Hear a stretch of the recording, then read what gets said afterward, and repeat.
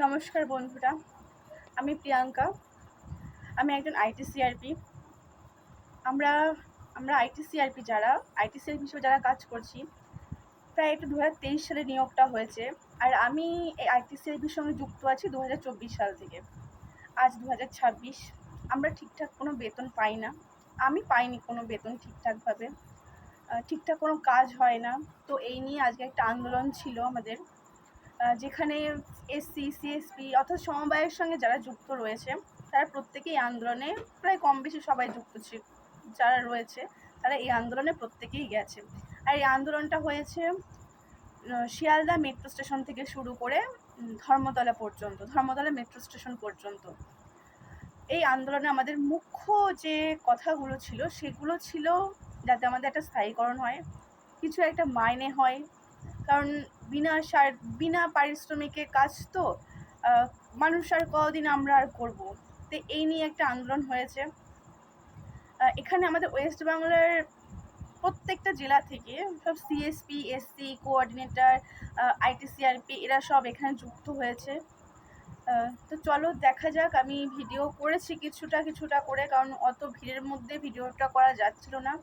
কিছু করে ভিডিও হয়েছে, সেইগুলোই আমি শেয়ার করছি। তো ভিডিওটা দেখো, দেখলে বুঝতে পারবে।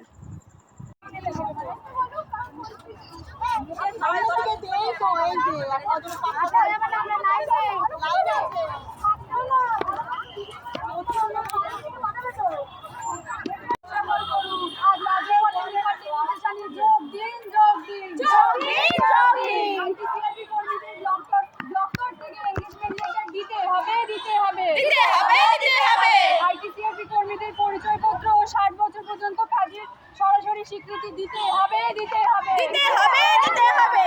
আইটি সিআরপি কর্মীদের ন্যূনতম 15,000 টাকা বেতন দিতে হবে। আইটি সিআরপি কর্মীদের বকেয়া মিটিয়ে প্রতি মাসে নিজস্ব অ্যাকাউন্টে বেতন দিতে হবে।